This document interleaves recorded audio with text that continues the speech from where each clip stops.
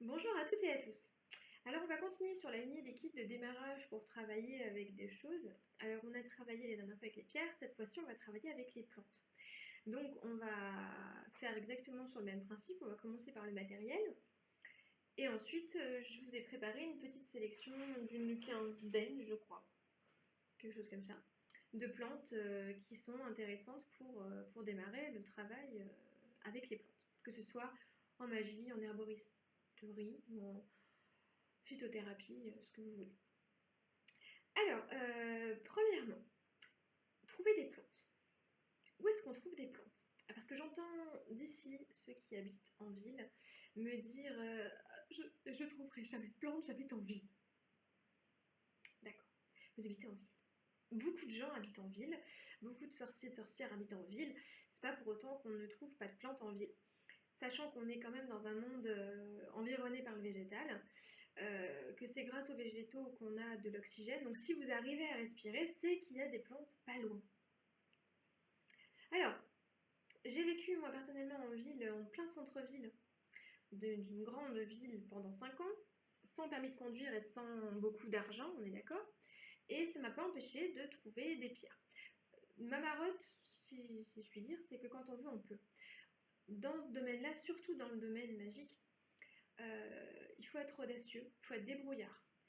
Si vous ne trouvez pas de plantes facilement, c'est qu'il faut vous acharner un petit peu, il faut travailler un petit peu là-dessus. Il faut vous en donner les moyens. La vie, elle ne vous mettra pas d'obstacles sur votre chemin, elle va vous donner des défis. À vous de les relever. Donc oui, en ville, il est tout à fait possible de trouver des plantes, il est tout à fait possible de récolter, il est tout à fait possible de cultiver en ville.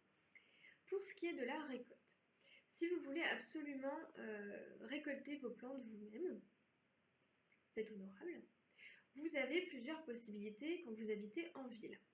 Soit vous prenez le parti de les cultiver vous-même, si vous avez un balcon, un rebord de fenêtre, ou même si vous avez simplement chez vous des pots avec de la terre, c'est tout à fait possible. Il y a des plantes qui s'acclimatent très très bien en intérieur. Vous avez l'exemple de la jacinthe. Ça, c'est une plante qui pousse partout, hein, la jacinthe, c'est pas pénible. C'est vraiment une plante facile à cultiver qui s'acclimatera absolument partout. Sachez juste qu'on évite en général les pièces comme la cuisine et la salle de bain, qui sont des pièces qui ne conviennent pas du tout aux plantes. La salle de bain parce qu'elle est très humide et chaude, et la cuisine parce que les vapeurs de nourriture vont déposer un voile de graisse très étouffant pour les plantes, et elles ne se plairont pas du tout là-dedans. En revanche, tout ce qui est salon, chambre à coucher, ça marche très bien. Si vous les aérez suffisamment, si vos plantes ont de la lumière, pas de soleil direct derrière une vitre, on est d'accord, parce que ça fait loupe et que vos plantes vont en souffrir. Vous les arrosez de manière régulière et raisonnable et ça devrait marcher très bien. Renseignez-vous en jardinerie, il y a des plantes d'intérieur qui peuvent tout à fait survivre. Si vous avez un bout de balcon, c'est encore mieux. Si vous avez un rebord de fenêtre, ça marche aussi. Bref, vous pouvez très bien cultiver vos plantes vous-même. Si vous n'avez pas envie de cultiver vos plantes, si vous n'avez pas la main verte, ça c'est pareil, c'est une excuse un peu j'ai pas la main verte, je peux pas cultiver. J'ai envie de dire, donnez-vous les moyens. Vous n'allez pas tuer des plantes simplement parce que vous n'avez pas une main qui correspond. Bref, enfin, si vous n'avez pas envie de cultiver des plantes, vous pouvez très bien vous les procurer. Alors, en herboristerie, on voit ton reflet de toute façon dans la vitre quand tu passes. J'ai un barbichu à la maison. Donc, en herboristerie, vous pouvez acheter des plantes qui sont déjà sèches. C'est pas facile à dire, essayez-vous. Déjà sèches. Donc, alors, le problème en herboristerie, c'est que vous aurez que des plantes comestibles. Les herboristeries, pharmacie herboristerie, puisque l'herboristerie en France n'existe plus, mais les pharmacies qui font herboristerie n'ont le droit de vendre qu'une sélection de plantes, je crois qu'elles sont au nombre de 52. Alors bon, c'est déjà un panel important, mais si vous recherchez de la digitale ou de l'aconite, c'est mal barré. En revanche, ce genre de plantes, vous pouvez les trouver en jardinerie. Jardiland, Gamme Vert, Delbar, Baobab, etc. C'est des magasins qui vendent une grande variété de plantes. Vous pouvez aussi en commander certaines s'ils ne les ont pas en magasin. Et en plus, si vous tombez sur un jardinier, un vendeur sympa, vous pouvez quelquefois prendre une branche par-ci par-là. Si vous leur dites que vous faites un herbier, généralement ça passe. Même chose dans les jardins publics. Les jardins publics ou les jardins botaniques sont souvent envahis de plantes. C'est le but en même temps. Et il vous suffit d'aller voir le jardinier et de lui demander gentiment si vous pouvez prélever quelques-uns des spécimens qui sont présents. Alors si vous donnez l'excuse oui je voudrais ça pour mon sortilège d'attraction, ça passera pas, on est d'accord. Par contre, vous pouvez très bien dire que vous faites un herbier. En général ces gens-là ce sont des passionnés qui eux-mêmes ont probablement fait des herbiers dans leur vie. C'est rare qu'ils refusent. En général ils vous les laisseront. Vous pouvez même quelquefois en acheter aussi. Certains jardins vont vendre leurs graines. Le jardin botanique de Nantes par exemple, je crois qu'il fonctionne comme ça. Si vous allez visiter des jardins aussi, il y en a un peu partout en France, sachez que vous avez aussi la possibilité d'acheter certaines variétés de plantes ou de demander au jardinier s'il ne peut pas vous mettre quelques graines de côté. Quand on demande des choses avec le sourire, ça passe toujours. Donc vous avez toutes ces possibilités. Si vous habitez à la campagne, c'est de la chance. Si vous habitez à la campagne, c'est tout de suite beaucoup plus facile. À la campagne, par contre, attention, ne ramassez pas vos plantes. Bon, aux abords des routes, c'est évident, mais attention aux abords des champs cultivés aussi. Parce que les paysans mettent beaucoup, enfin les agriculteurs, parce que paysans maintenant on n'a plus le droit de le dire, c'est insultant, les agriculteurs. Ils vont mettre des pesticides, des engrais sur leurs plantes. Sachez que les pesticides et les engrais, c'est comme le nuage de Tchernobyl, contrairement à ce qu'on nous raconte, il ne va pas s'arrêter à la frontière. S'il voit la haie, il ne va pas dire « Oh bah non, je vais pas de l'autre côté, il y a des petites plantes sympas là-bas ». Non, non, il va continuer, il va aller sur vos plantes sympas. Donc, pour ce qui est consommation, même pour ce qui est énergétique, c'est pas terrible. Donc essayez de vous éloigner un petit peu de tout ce qui est cultivé. En forêt, vous n'avez pas ce problème-là parce que les arbres absorbent énormément. Ils sont capables de faire une barrière et ils sont capables de purger les pesticides assez rapidement, contrairement aux autres plantes qui ont plus de mal à éliminer. Donc là, vous allez être quand même relativement... Pardon, excuse-moi. Vous allez être relativement protégé par rapport à ça. Pour récolter vos plantes, il va vous falloir un certain nombre de choses. Déjà, il va vous falloir un bon bouquin d'identification des plantes. Parce qu'il faut apprendre à les reconnaître. Il y a des plantes qui se ressemblent beaucoup et les erreurs peuvent être fatales. Rien ne ressemble plus au persil, qui est un condiment fabuleux, que la grande ciguë, qui est un poison mortel. Donc attention à ça. Faites bien attention. En cas de doute, n'hésitez pas à les amener à un pharmacien qui fait herboristerie ou à un botaniste que vous connaissez, ou quelqu'un qui s'y connaît, etc. Un jardinier, pourquoi pas, pour qu'il vous aide à identifier les plantes formellement parce que les erreurs peuvent être très dangereuses. Pas parce que c'est bio que c'est bon. Hein. On est d'accord. Donc, une fois que vous êtes sûr que la plante que vous voulez récolter c'est la bonne, il va vous falloir un bon couteau, qu'on appelle aussi une boline. Alors la boline, c'est le traditionnel couteau à manche blanche. Si le manche n'est pas blanc, très honnêtement, pas grave. Prenez un couteau pratique. Le mien, pour vous donner un exemple, c'est une serpette pliable. Ça, c'est génial. Déjà parce que c'est pliable, vous pouvez le mettre dans une poche.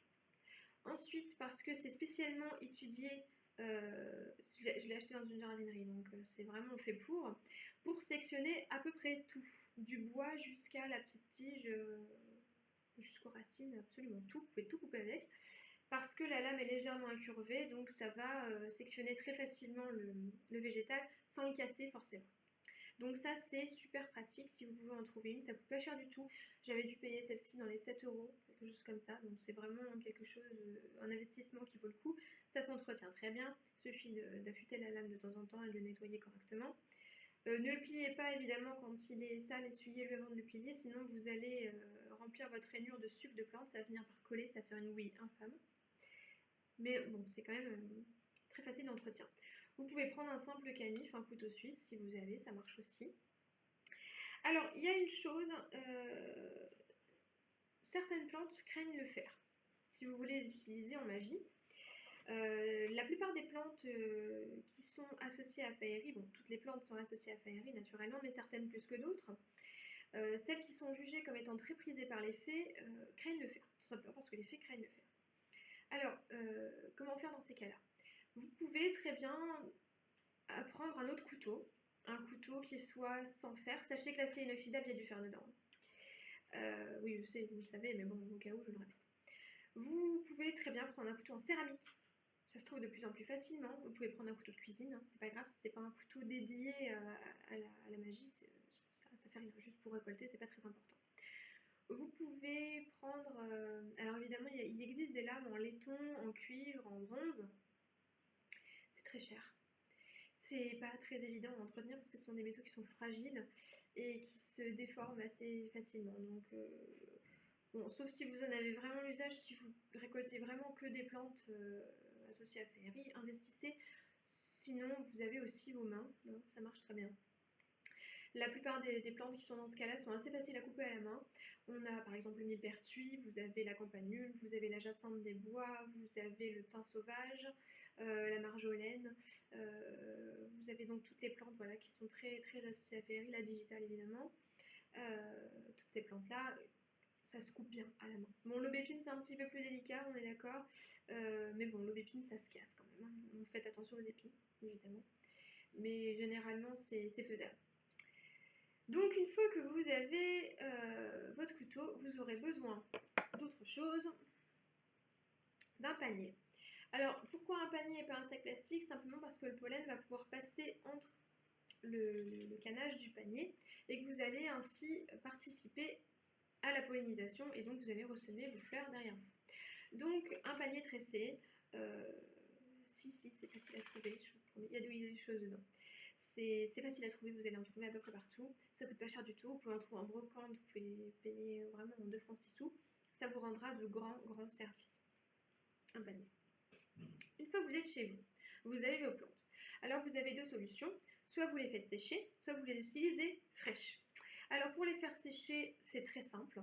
Vous les rassemblez en bouquets que vous attachez avec une ficelle bien serrée, vous serrez bien fort, parce que les plantes, quand elles sèchent, elles se rétractent. Donc si vous faites un nœud trop lâche, vos plantes, elles vont se casser la gueule et elles vont se retrouver par terre.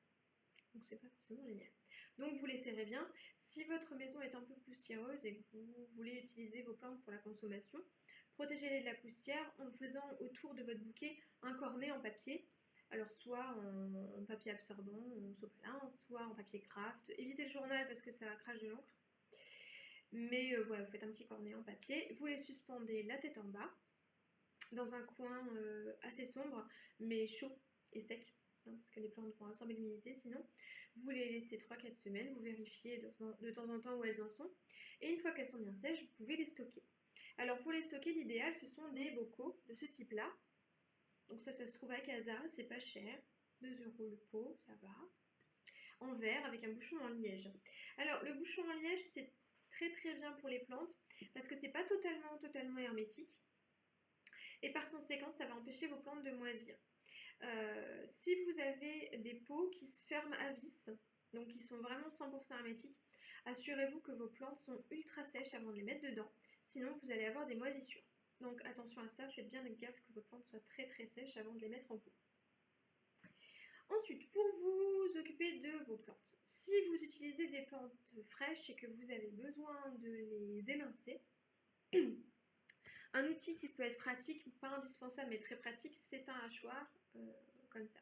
Donc c'est constitué d'un bol pas très profond en bois et d'une lame que l'on passe, qui est courbée et qui épouse le bol. Donc vous mettez vos plantes au fond et ça va super vite, vous les émincez. Sinon, vous prenez une planche à découper avec un bon couteau, ça marchera très bien aussi. Pour vos plantes sèches, l'idéal, un instrument qu'il vous faudra absolument posséder, c'est un mortier et un pilon. Alors, il en existe en beaucoup de matériaux. Il en existe en bois. C'est pas terrible parce que c'est pas très facile à nettoyer. Le bois, il va absorber beaucoup de vos plantes. Donc, si vous en avez en bois, je vous conseille d'en avoir plusieurs. Parce que si vous utilisez des plantes toxiques, par exemple, elles vont laisser leur principe actif dans le bol en bois, même si vous le lavez. Et vous risquez après de vous retrouver avec des plantes comestibles que vous écrasez après qui vont se retrouver imprégnées des alcaloïdes. Donc, c'est un petit peu enquiquinant.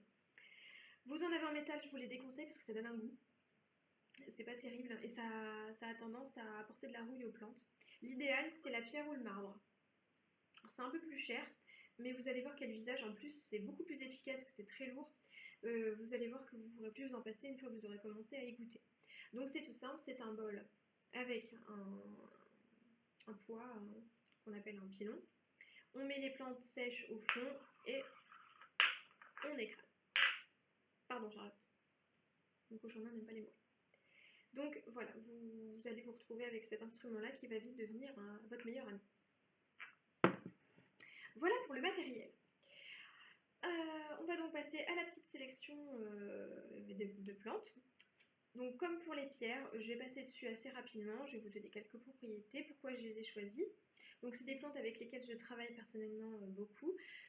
Donc en gros, voilà, j'ai fait la sélection des plantes dont je ne pourrais pas me passer. Après, c'est une sélection personnelle, évidemment, vous pouvez avoir d'autres préférences. À vous de voir les plantes avec lesquelles vous vous sentez à l'aise, les plantes qui vous attirent. En général, si vous êtes attiré par une plante en particulier, c'est pas pour rien. Donc, suivez un peu votre flair. Mais bon, dans celle que je vous présente, il y a quand même pas mal de must-have, on va dire, avec lesquels il peut être très intéressant de se familiariser et de travailler quand on débute. Alors, on va commencer par celle-là. Alors ça, c'est une jacinthe, je vous l'ai dit tout à l'heure. Donc ça, c'est une plante, c'est vraiment la plante du débutant quand on veut déjà rien qu'en jardinage, parce que c'est vraiment facile à entretenir. Vous allez en trouver absolument partout. Vous en trouvez même en supermarché, hein. Celle-là, elle vient de Monoprix, pour tout vous dire. Donc c'est là, pas besoin d'habiter à la campagne pour en trouver. Oui, je sais, je vais vous titiller avec ça. Donc, on utilise dans cette plante, on utilise les fleurs qui sont très parfumées.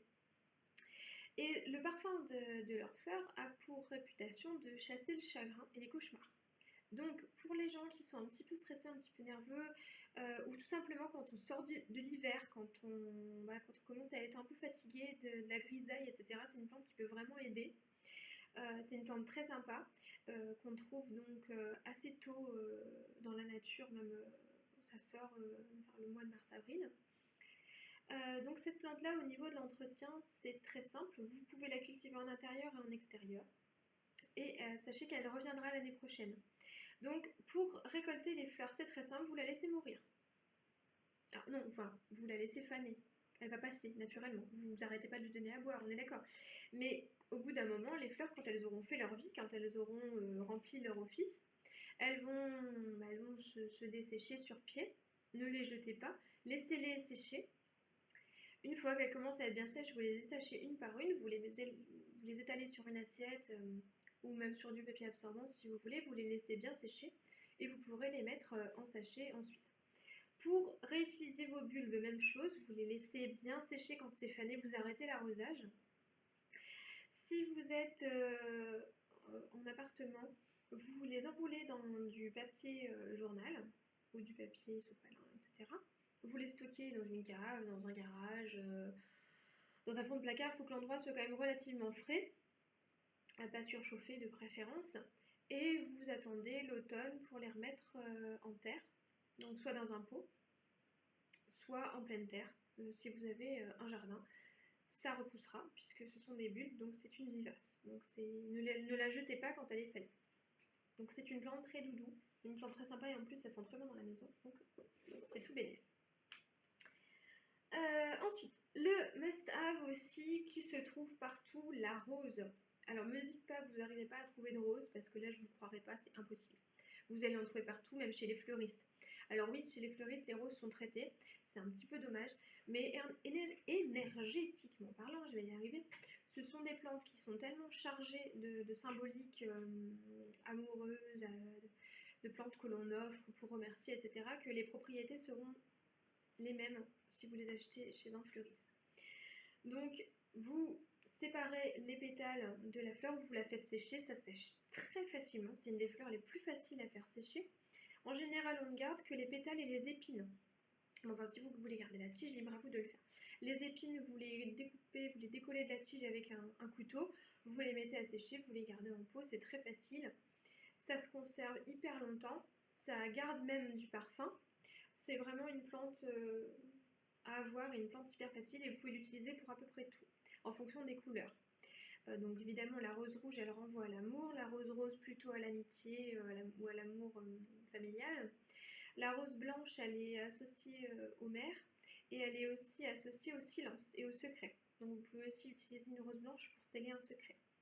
Attention à la rose jaune, parce qu'elle est associée à la trahison. Enfin, si jamais vous voulez symboliser la trahison dans un charme, vous pouvez très bien utiliser une rose jaune. Donc voilà pour les quelques couleurs qu'on peut trouver. Donc la rose, très facile à avoir. Ensuite, autre plante facile à trouver, le millepertuis. Alors, le millepertuis, déjà, ça se cultive dans les jardins, vous allez en trouver une variété assez facilement. Il existe aussi une variété sauvage dont les fleurs sont les mêmes que la fleur du jardin, mais beaucoup plus petites. Et elle pousse sur une tige qui va faire plein de ramifications avec des petites fleurs jaunes dessus, des fleurs en forme de soleil avec des filaments au centre. Donc ces fleurs-là, vous allez les reconnaître facilement. Quand vous les écrasez entre vos doigts, elles vont faire un suc un peu rouge. Et les feuilles, si vous les mettez à la lumière du soleil, elles vont vous paraître criblées de petits trous. Donc le millepertuis, il se récolte à l'Ita, aux alentours du 21 juin. C'est une des plantes du solstice. Vous pouvez le récolter en dehors de ces moments-là, mais c'est vraiment à l'Ita où il aura le plus de pouvoir. C'est une plante très solaire, qui est très utile contre la dépression, contre les idées noires, pour apporter du bonheur, pour apporter de la prospérité. C'est une plante qui donne beaucoup, qui est très chaleureuse, et pour cette raison, c'est vrai que c'est très intéressant à voir. C'est une plante des fées, donc attention, pas de fer. On l'accueille à la main, celle-ci. Autre plante prisée par les fées, l'aubépine. L'aubépine, c'est un buisson épineux, comme son nom l'indique, qui fleurit aux alentours fin avril, début mai, donc aux alentours de Beltane, qui fait des petites fleurs blanches qui ont un parfum assez particulier. C'est un parfum qui semble agréable au premier abord et qui finalement n'est pas si terrible que ça quand on le respire, parce qu'il vire à l'urine. Donc c'est pas très agréable. Donc c'est une odeur bizarre, c'est une odeur un peu étrange. Il y en a qui adorent ça, il y en a qui détestent ça, c'est assez curieux comme odeur. Bref, cette plante, attention, on ne la récolte qu'à Beltane. Donc 1er mai. C'est tout. On lui fait une libation de lait. C'est la seule offrande qui est valable pour l'aubépine, c'est du lait. Et on demande bien l'autorisation à la plante avant de l'accueillir parce que c'est très capricieux, l'aubépine. L'aubépine, donc on en prend toujours très peu.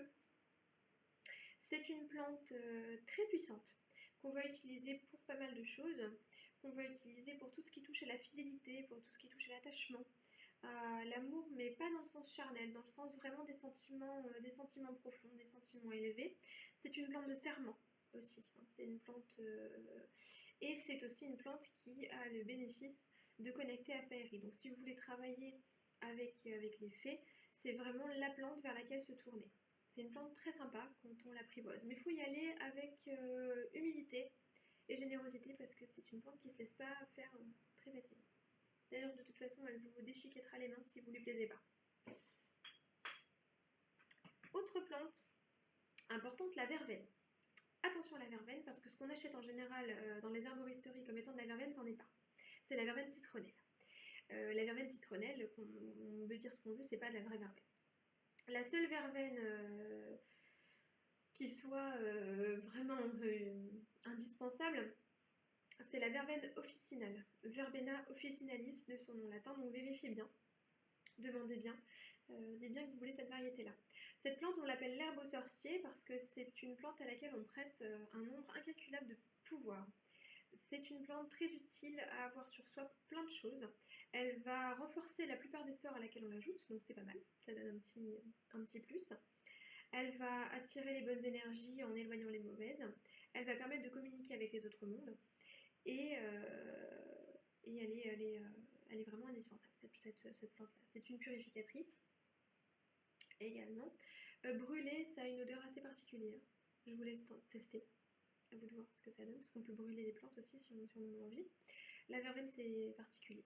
Ça se cultive assez bien, c'est une vivace, donc si vous avez un petit jardin, vous pouvez très bien cultiver un pied de verveine. La verveine officinale, encore une fois, elle est un peu plus difficile à trouver que la verveine citronnelle. Elle est de culture plus facile, bizarrement, mais elle donne moins. Donc le rendement est moins important. Mais vous précisez bien que vous voulez de la verveine officinale et normalement vous devriez en trouver sans énormément de difficultés non plus. Une autre qui est très utile, c'est la camomille. La camomille dont on garde que les têtes. Il en existe plusieurs variétés, il y a la camomille romaine, il y a la camomille matricaire, etc. Elles ont toutes globalement les mêmes propriétés qui sont des propriétés calmantes, sédatives. C'est très utile quand on veut bannir la colère, quand on veut apporter de la douceur, quand on veut un sommeil paisible, quand on veut se réconcilier avec quelqu'un. C'est une plante qui apaise. C'est vraiment la plante apaisante. Elle a un pouvoir solaire, un petit peu comme la marguerite, mais elle est plus tempérée que la marguerite. La marguerite, elle vient avec une idée d'innocence, d'enfance, de fête, etc. La camomille, c'est plus une herbe consolatrice et apaisante. Donc, très utile à avoir dans sa pharmacopée. Une autre plante importante et intéressante et hyper facile à trouver, c'est le thym. Le thym, encore une fois, il en existe plusieurs variétés. Vous avez du thym d'hiver, vous avez du thym serpolé, vous avez plein de variétés qui ont toutes globalement les mêmes propriétés. C'est une plante de pouvoir, le thym. C'est une plante très masculine, qui a des énergies très masculines. On dirait yang si on était dans l'optique asiatique. Donc voilà, c'est une plante qui va vous donner du courage, qui va vous donner de la vaillance, qui va vous donner de la confiance en vous. C'est une plante qu'on utilise quand on a besoin de peps, d'un coup de force. C'est une plante à avoir aussi parce que c'est un antiseptique naturel et quand vous avez un rhume ou une angine et vous en faites une infusion, c'est vraiment dégueulasse mais c'est vraiment efficace. Donc à posséder aussi. Autre plante à avoir, c'est la lavande. Lavande, encore une fois, très simple à trouver, très simple à identifier. Il en existe plein de variétés. La plus parfumée, c'est la lavande vraie. Donc une plante très simple qu'on va utiliser pour plein de choses. C'est un petit peu comme la camomille, elle est calmante. Elle va apaiser votre sommeil, elle va apaiser les maux de tête. Elle va vous aider à décompresser aussi quand vous avez des moments où vous êtes très très stressé. C'est une plante de paix aussi. C'est une plante et c'est aussi une plante nettoyante, très intéressante. Brûlée ou fumigée, elle va désinfecter un espace, surtout tout ce qui est chambre à coucher, etc. En plus, ça apporte des huiles essentielles intéressantes pour le sommeil. Donc c'est une plante qui nettoie. On peut en faire des infusions aussi pour nettoyer les outils magiques, pour se purifier avant un rituel. Vous pouvez mettre dans un bain purifiant avant de pratiquer. Ça marche très très bien puisque l'origine de son nom, lavandare, signifie laver en latin. Donc c'est vraiment, comme son nom l'indique, ça nettoie. L'incontournable sauge, protectrice et purificatrice par excellence. Alors la sauge, ça va vous servir à tout, vous allez en mettre partout. Elle protège, elle purifie, elle apporte énormément de choses. En fumigation, c'est de la tuerie, ça va vous nettoyer vos instruments, vos pièces, vous-même. C'est vraiment une plante, c'est vraiment, si vous devez en garder qu'une seule, gardez celle-là. C'est une plante qui n'est pas agressive du tout en plus, parce qu'il y a des plantes de nettoyage comme le romarin qui sont assez rentre dedans, on va dire. La sauge, pas du tout. La sauge, elle vous aidera tout le temps. Son nom latin, c'est la salvia, du verbe salvare, qui veut dire sauver. Elle vous sauvera la vie, en gros. Donc, à avoir toujours dans son placard. Autre plante très intéressante, surtout pour ceux qui pratiquent la divination, c'est l'armoise. Là encore, l'armoise, il en existe plein de variétés. Les deux variétés les plus intéressantes à posséder, c'est l'armoise commune, l'armoise officinale, oui, tout simplement, Artemisia vulgaris, armoise vulgaire de son nom latin, et l'armoise absinthe, Artemisia absinthium. Ce sont des plantes qui aident énormément pour tout ce qui est divination, méditation, visualisation. Quand vous aurez à faire travailler votre esprit, elle va vous aider. Donc, c'est une plante qui est très lunaire, qui est associée à la lune, donc vous pouvez aussi utiliser en encens pour les esbats.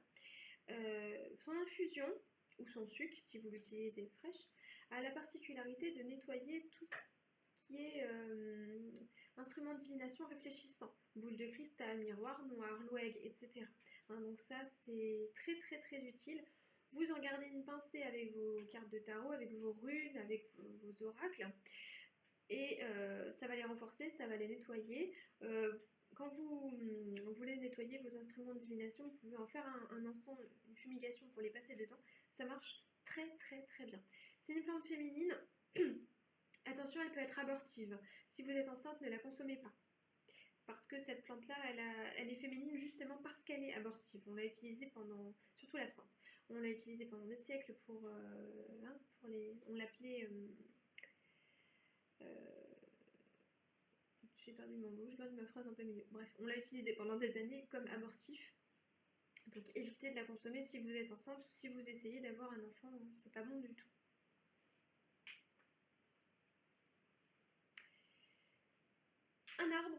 un arbre à posséder, c'est le cyprès. Le cyprès, c'est un conifère qui... alors j'ai choisi ce conifère-là, il y en a plein qui sont intéressants. Le conifère, il est le cyprès, il est très intéressant parce qu'il a la particularité de relier avec le monde des morts. Donc, il a évidemment tous les bienfaits des conifères qui sont la purification, la protection, le nettoyage, etc. En fumigation, en plus, ça sent très très bon. Mais il connecte aussi avec l'autre monde, comme l'if, mais de manière un petit peu plus tempérée. Donc, si vous voulez travailler avec les esprits de vos ancêtres, avec les esprits des ancêtres en règle générale, ou avec les autres mondes, optez pour le cyprès, c'est une bonne alternative. Il peut être un petit peu irritant pour les mains quand vous le cueillez, comme le thuya, mais un peu moins quand même. Le thuya est beaucoup plus agressif. Donc attention, faites quand même des tests sur votre peau avant pour voir si vous n'êtes pas allergique, parce que c'est quand même une plante qui peut être allergogène. Le bon vieux basilic, qui est délicieux dans la sauce au pesto, mais qui sert aussi à plein de choses. C'est la plante royale, on l'appelle comme ça, Basileus en grec veut dire roi. Donc le basilic, ça va vous aider à donner un petit plus à toutes vos préparations. Ça vous apporte prospérité, c'est une plante d'argent. Donc ça peut être utile pour les rituels d'attraction, toutes ces choses-là. C'est aussi une plante protectrice dans une moindre mesure. C'est surtout une plante qui va être utilisée pour attirer des choses vers vous. C'est un aimant, un petit peu, le basilic. Donc c'est une plante très intéressante. À noter, si vous voulez la cultiver, que c'est une annuelle. Donc il faudra faire des boutures ou faire en sorte qu'elle se recèle si vous voulez la garder d'année en année. Et ça craint le gel. Donc attention, c'est une plante méditerranéenne, donc elle doit être traitée comme telle. Autre plante hyper facile à trouver parce que c'est considéré comme une mauvaise herbe, c'est l'achillée, on appelle aussi le millefeuille. Alors l'achillée, elle est utilisée dans beaucoup de sortes. C'est aussi une plante de la Saint-Jean, donc de l'Ita, du solstice, qu'on récolte à cette période-là. On en trouve de plein de couleurs différentes, surtout du rose et du blanc. Ça, c'est vraiment les variétés. Mais on peut aussi en trouver certaines variétés jaunes, surtout en Amérique du Nord. Donc si vous êtes au Canada, vous allez sans doute trouver une variété jaune. Donc ça se trouve partout, y compris dans votre pelouse. Vous allez reconnaître les petites feuilles très dentelées. Laissez-les pousser si vous voulez en avoir.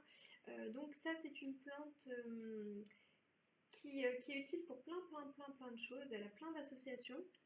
Une association qui est assez rigolote, c'est qu'on peut utiliser ces tiges comme oracle pour s'initier à la divination. Donc vous les coupez de différentes longueurs. En fonction de la longueur, vous allez tempérer le oui et le non. Donc soit vous les jetez, soit vous les piochez au hasard. Les premières courtes pailles, donc c'était de l'achillée en fait à l'origine. Donc ça peut être un jeu entre guillemets intéressant. Sinon c'est une plante qui va vous apporter pas mal de purification et qui a tendance à attirer l'amitié et l'affection aussi. Donc ça peut être intéressant dans cette optique-là. Ma chouchoute à moi, la digitale, donc ça c'est mon petit plus perso. Donc la digitale, attention, c'est une plante toxique qui se trouve aussi très facilement sur les bords des chemins dès que l'été commence à pointer le bout de son nez ou la fin du printemps. Donc c'est une grande grappe de fleurs pourpre, rose, flashy, en forme de dé à coudre, hein. On peut mettre le doigt dedans, d'où le terme de digital, hein, le doigt. Donc cette plante-là, c'est une très bonne protectrice du foyer. C'est aussi une plante qui connecte aux autres mondes. Si vous pratiquez l'edge-witchery par exemple, c'est une plante qui peut être intéressante parce qu'elle vous permettra en fumigation de faire des sorties en astral et des voyages chamaniques, mais sans avoir d'effet trop psychotrope. Si vous utilisez de la joue-barbe ou de la juscam, ce sera beaucoup plus violent que la digitale. Alors attention quand même, hein, ça reste une plante toxique, toutes les parties sont toxiques, lavez-vous bien les mains. C'est une plante dont la cueillette est un peu délicate parce qu'elle ne se récolte que de la main gauche, donc il faudra la couper avec votre seule main gauche. Que vous soyez droitier ou gaucher, ça n'a pas d'importance. Jamais de fer et jamais de couteau d'ailleurs, quel qu'il soit. Donc préférez les petites pousses, elles sont plus faciles à couper. C'est une plante que vous pouvez replanter dans votre jardin. Vous prenez un spécimen avec ses racines, elle s'acclimate à peu près partout. Bon, elle a une petite préférence pour les sols un peu siliceux, mais bon, généralement elle se met partout. Mettez-la à l'ombre, de préférence un petit peu à l'abri parce que la pluie a tendance à l'abîmer. Et vous récolterez donc ces fleurs que vous laisserez sécher tout simplement. Donc vous voyez, là j'en ai une pelletée. Alors ça perd un peu de sa couleur à la dessiccation, mais c'est toujours utile et ça sent très fort. Donc voilà, donc ça c'est mon must-have à moi. Et enfin, si vous avez la possibilité de vous en procurer, parce que celle-ci elle est très très très difficile à trouver, mais bon, quand on se lance dans l'herboristerie magique, c'est celle qui fait toujours un peu fantasmer, c'est la mandragore évidemment. Alors la mandragore, on garde que les racines, cette fameuse racine qui est en forme d'être humain. C'est très très très difficile à cultiver soi-même, très très dur. Moi celle-ci je l'ai eue via un jardin botanique qui en cultive. Si vous visitez des jardins de curés, quelquefois il y en a. Vous pouvez demander au jardinier, comme je l'ai fait, de vous en mettre une racine de côté. Généralement, si vous demandez gentiment, si vous proposez une compensation financière, il vous le fera sans trop de problème. Il pourra même vous donner des graines. Vous pouvez en trouver sur le site des graines Bomo. Mais attention, parce que la culture est très très difficile. Donc si vous vous lancez là-dedans, sachez que si vous n'avez jamais cultivé de plante avant, c'est pas une plante par laquelle commencer. D'autant que c'est quand même une plante à manipuler avec beaucoup de précautions. Elle est toxique et elle est excessivement puissante. Donc ça, moi personnellement, j'en rajoute pour donner vraiment un coup de pouce quand je fais un charme et que je veux qu'il agisse vite. C'est un peu le coup de punch que vous allez pouvoir lui donner. Donc attention avec cette plante-là. Mais sinon, c'est une plante qui peut être vraiment sympa pour travailler avec. C'est une plante qui a du caractère. Vous allez en utiliser très peu à chaque fois de cette fameuse racine. Et c'est une plante qui est tellement auréolée d'une aura mystérieuse que c'est vrai que toutes les arboristeries rêvent d'en avoir un bocal. Voilà donc pour ce petit tour d'horizon des plantes pour débuter. Donc, sachant que la mandragore c'est pas pour débuter, mais je voulais quand même l'inclure dedans. Voilà, donc j'espère que cette vidéo vous aura plu. Elle a été beaucoup plus longue que ce que je pensais encore une fois. J'espère pas vous avoir trop saoulé avec tout mon blabla. Et puis on se dit à une prochaine fois pour une nouvelle thématique.